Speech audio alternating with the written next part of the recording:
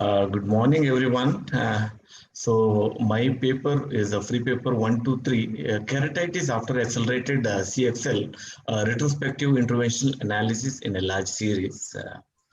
So I do not have any financial interest. The purpose of this study is to analyze the incidence and assess the potential complications and the risk factors and causes of infectious and sterile keratitis after accelerated collagen cross.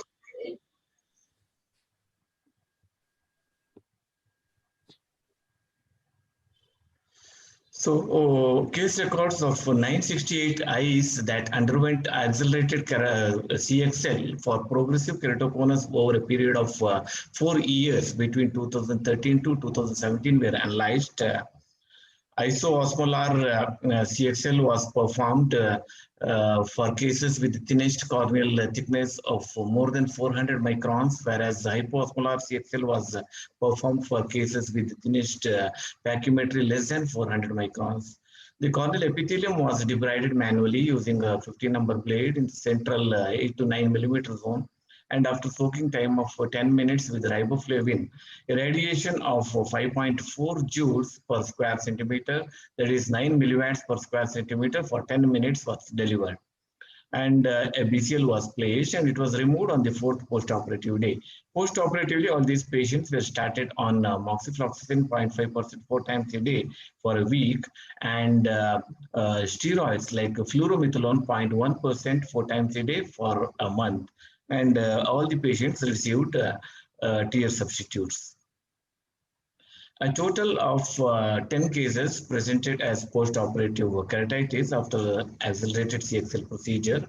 Of the total, we had 3 cases which were infectious keratitis, revealing culture positive Staphylococcus aureus, and there were 7 cases of sterile infiltrates, of which one was after Intacs plus accelerated CXL. The thinnest corneal thickness in these cases ranges from 385 microns to 456 microns. And there were 6 cases who had corneal thickness less than 400 microns. So this table shows the baseline demographics of our patients. The age of our patients ranged between 9 to 24 years, and the corneal thickness ranged between 385 microns to 455 6 microns. And the keratometry K max ranged between 49 diopters to 60 diopters. And these are some of our cases. This particular patient had a central dense infiltrate on day 3 of CXL, accelerated CXL, and culture showed Staphylococcus aureus. And this particular patient responded very well to moxifloxacin, our lead drops, and we started topical steroids after 1 week of the treatment, and the patient responded very well, and the visual acuity improved from counting finger 3 meters to 612 parts. And these were some of the sterile keratitis patients, and these had a common presentation of mid-peripheral infiltrate, multiple small infiltrates at the junction of epithelialized and non-epithelialized cornea. And these patients responded very well to steroids, and all these lesions disappeared after 2 weeks of these steroid drops. And this particular patient is a patient with Intacs with accelerated CXL and was normal on day 1 and presented with 2 focal infiltrates in the paracentral area and 1 in the center. And the infiltrate was again culture negative and responded well to topical steroid alone. So coming to the clinical features, the infectious keratitis patients had central dense infiltrates, whereas sterile infiltrates were located in the mid-periphery. And 4 of our cases had associated VKC, 2 in the infectious group and 2 in the non-infectious or sterile group. Coming to the discussion, post-operative keratitis following CXL is a dreadful sight-threatening complication. A lot of literature published previously had reported infectious keratitis after CXL, but very few information is available about complication after accelerated CXL. And The discussion here is multiple risk factors such as a large epithelial defect and the use of steroids in the immediate postoperative period may predispose the cornea to infectious keratitis in the postoperative period. For sterile keratitis, it could be that staphylococcal antigen deposition in areas of static tear pooling beneath the BCL, which can elicit a sterile immune response due to enhanced cell-mediated immunity.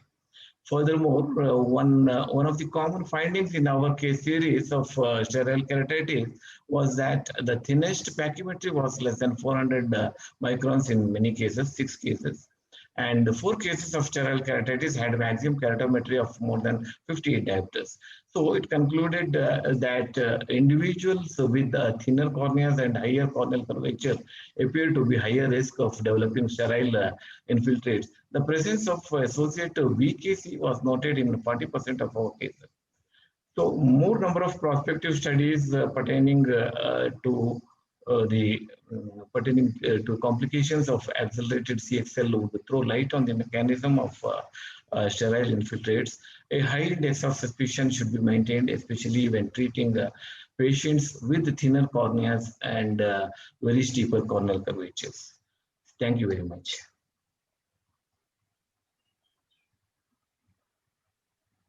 Thank you, Dr. Sres. Nice presentation. Okay, I just have a small question. Before anyone else asks you, I just have one small. What is the importance of gender to know in these cases? We actually had no difference in the gender as such, but the pediatric patients had a higher chance of these infiltrates as compared to Yeah, the teenagers. that I understood. But But gender predilection in our study, no we could need, not find no any need to difference. have gender difference because there is nothing. So I think when you will go for publication, I don't think you have to mention that. Otherwise, again, you will get the comment.